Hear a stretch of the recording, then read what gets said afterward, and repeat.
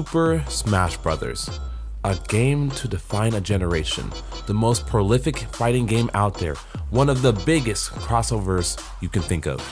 This game is now 25 years old, and through that quarter-century span, this game has touched the lives of millions. This game series means a lot to me, and since it's reached such a major milestone, I decided I'm going to take a look at each game in the series and see how we got to where we are today. A couple of these I haven't played very much, while others I've played a bit too much of. So it'll be fun to look back at some of these. Plus, everyone has a favorite Smash Bros game, but I actually don't know which one mine is. So maybe this will help me figure it out. Anyways, let's go back in time. The year was 1999. The turn of the century was on the horizon. A number of notable things were birthed in this year, including The Matrix, SpongeBob SquarePants, and of course, yours truly. But seriously, it's surprising how many iconic things in media came out in 1999, including a certain video game I think we're all familiar with. Donkey Kong is back in an adventure so big it's No, not that one. Close, but no. Something's gone wrong in the happy-go-lucky world of Nintendo. Introducing Super Smash Bros., where all your favorite characters go toe-to-toe in one 4-player star-studded slam fest, only on Nintendo 64. Super Smash Bros. Was developed by HAL Laboratory for the Nintendo 64. It was released on January 21st, 1999 in Japan. It later on got a release in the States on April 26th and in Europe on November 19th that same year. Masahiro Sakurai, the same person who brought Kirby into the world, was the series director, and along with his mentor, Satoru Iwata, worked on the prototype of Smash Bros., which at the time was called Dragon King: The Fighting Game. It didn't originally have Nintendo characters in it, just some generic fighters. But the switch was done due to Sakurai thinking that would give the game more personality and it would keep players invested. Crazy to think, the idea of Mario punching Donkey Kong was initially frowned upon by the sales team. Thankfully, people loved getting to fight with their favorite Nintendo characters, and the series wouldn't be what it is today without that trait. Launching under the name Nintendo All-Stars Super Smash Bros., the game gained so much popularity in Japan, it got a release in the West. And at some point, some loser who likes video games decided to play one of the games one day, and he was hooked. Something I have to admit is that my Smash journey is a little weird. I'm not going to get into the whole story here, but all you need to know is my first foray into the series was when Smash 4 released. Then, in March 2015, I got Smash 4 through the Wii Virtual Console to see where it all got started. I remember having a fun time, but going from the last to the first game in the series was a little jarring. Out of all of the games, Smash 64 is probably the one I spent the least amount of time playing, so I won't have a lot to say about the game personally, but of course, I still want to look back at this classic. Once you get past the title screen, you're taken to the main menu. I did not realize when I first played the game, but this game really feels like it's from the 90s. Not to say it looks bad, of course, but looking at the backgrounds, the text fonts, and hearing that strange music, it just feels like it fits in that time frame, you know? There is not a lot of stuff going on here, just options for single player, multiplayer, options where you change the settings, and data where you can read up on fighters for like 2 seconds and then forget what you read just 2 seconds later. Or you can go to the versus records and see how bad you are. Alright, no more stats, let's get into the actual game. When you open up the fighter select screen, you got 8 fighters plus 4 unlockables to mess around with. We got Nintendo's finest here: Mario, Pikachu, random 90s kid. Joking aside, it's cool to see how many series were represented in this new series at the time. We got the popular ones here, but we also have the more obscure ones with Ness and Captain Falcon. We got a pretty good number of fighters here to start off the series, but I can't ignore where they took shortcuts, like how Luigi and Jigglypuff are just clones of other characters, and Captain Falcon is just repurposed from the Dragon King demo. But it doesn't matter all that much. What matters is that you like the character, and they're fun to play with. As for stages, we got 9 to choose from. Some small, some big, some trash. Each stage has a small gimmick to vary up the gameplay, but nothing too crazy. and generally, it can be avoided if necessary. At the time of its release, there wasn't a fighting game like Smash out there. Usually, you'd see the typical format of two fighters going against each other using a wide array of moves to rack up combos and deplete the health bar. But with Smash, it's a little different. Here, you rack up damage, shown here with this percentage. The more damage, the farther you fly. You fly off the screen, you lose a life, or a point if you're playing with the timer on. Last person standing is the winner. You have to think about which direction you go and where you are on the screen in comparison to a regular fighting game like Street Fighter 2. And to deal damage, you basically only have two buttons, A and B. You input a direction along with either button, and you got another attack. For example, just A is one attack, up in A is another attack, down in A is a third attack, side in A is a fourth attack. Same thing with the B button. You can also shield and taunt, but that's all there is to it. You can tell the creator of the Kirby series came up with this control scheme. Smash is designed to be very easy to learn and pick up, but once you introduce moves that lead into other moves and create combos and ways to keep you surviving longer, this game becomes more complex. The future Smash games add and improve features, but the core of the controls have stayed the same since '99. Because of that, you can pick up and play any game in the series and pretty quickly get a handle on it. It's not perfect though, especially with this first game. When I played this game for the first time, the first thing I noticed was that the game felt stiff. Even playing it more recently, I'd still say the same thing. I feel like I can't move as freely as I want, and recovering felt more difficult than it needed to be at times. While this is a Nintendo 64 game after all, can't expect it to feel like Ultimate from the get-go. It also threw me off that there wasn't a side B attack, so I had less options for attacks. But luckily, it doesn't stay like that for long. Can't forget to mention that this is probably one of the best multiplayer games you can get back in the day. The Nintendo 64 was great with that. I mean, so many great games were made to suit the 4 controller slots on the thing. Smash fit right in.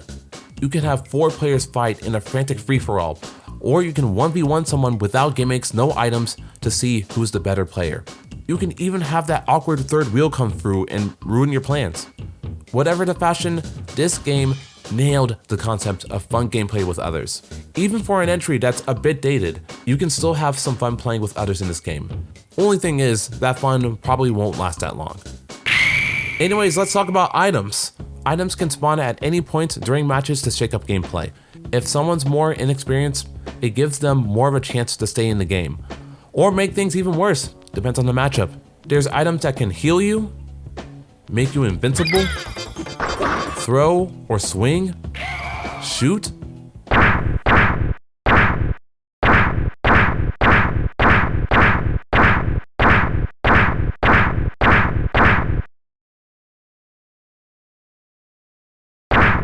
Some that have more items come out of them. And there's even Pokeballs. You can spawn a Pokemon and have it potentially lose the game for you. Naturally, some items are better than others. The tide of battle can change at any moment with these things. That does make it where each match is a game of who has better RNG with items, and some people tend to stay away from items as a result. Luckily, you can play the game with or without items, so you can enjoy the game your way. Before I forget, I want to talk about the music a little bit. I mean, I'm kind of a big music person, so I can't help myself, so here we go. I think the game has an interesting soundtrack. The stage arrangements are pretty straightforward. It just has that N64-ness to it.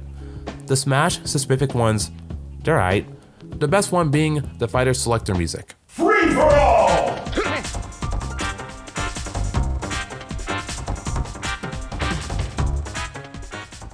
The music I like to hear the most in this game are the victory themes. I can't explain why. I think maybe it's because they sound a little more fanfaric. This game's winner is Mario!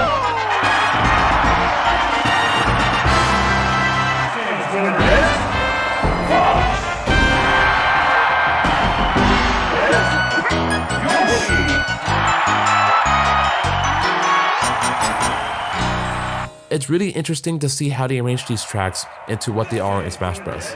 But also, I'm a music nerd, so maybe that's why.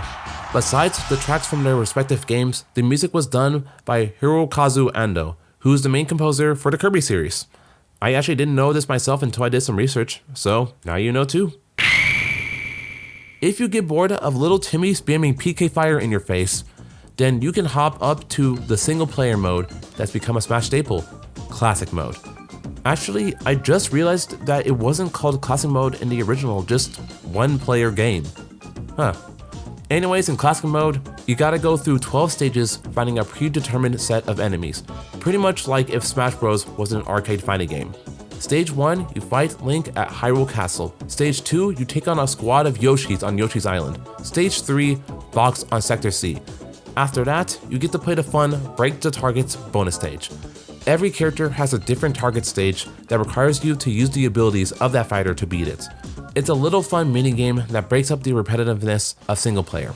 Then you take on the Mario Brothers, then you take on Pikachu, but the trick is you have to do this in private because if you did this back in the day, people would have found you and took you out. And Giant DK, cause why not? Then another bonus stage being Board the Platforms. Same idea as Break the Targets but with platforming.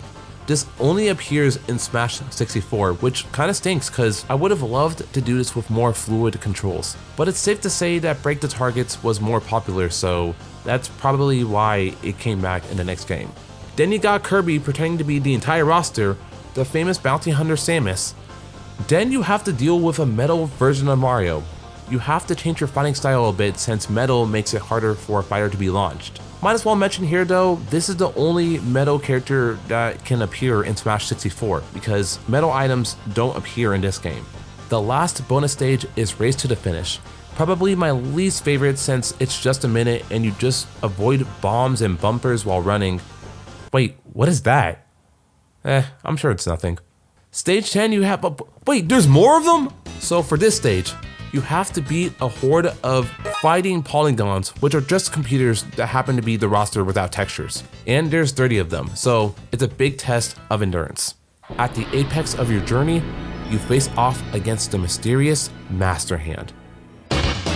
He's different cause he has HP that depletes as you hit him, like a regular fighting game. You can't just back throw him off the stage and be done with it. You gotta put in some work if you expect to beat him. Keep attacking him and avoid his other attacks, and eventually, he's done.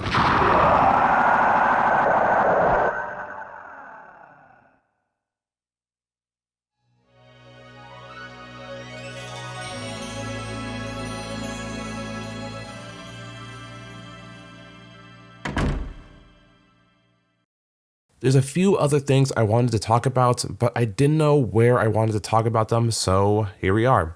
It's really cool to see what victory pose each fighter has. I don't know why they're in this mysterious land when they do it though. The congratulations screen you get for beating Classic Mode is different from character to character, which is really cool. Most of them look really nice, but then you have Donkey Kong staring into your soul. What were they thinking with this one? One thing that a lot of older games did was play a demo if you sat at the title screen for too long. It's a practice that came from arcade games back in the day, and it makes sense that Smash 64 has this as well. They also play a little demo that shows how to play the game, which is very handy. And both of those are still in Smash to this day, which is weird because no games really do that sort of thing anymore. It's really cool when games keep to tradition like that. Super Smash Bros. Is an excellently designed game that became one of the must-have multiplayer games on the Nintendo 64.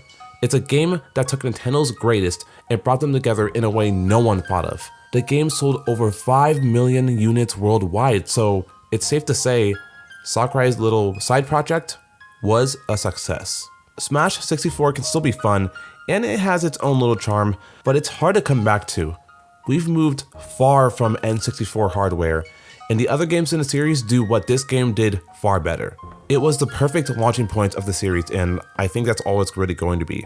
The game is still fun, and it's really cool to look back at, but I don't see myself playing it anymore in the future. So if I had to rank it out of all of the games, I'd probably put it here. I should probably talk about more Smash games in the future. Well, that's all I got. Later.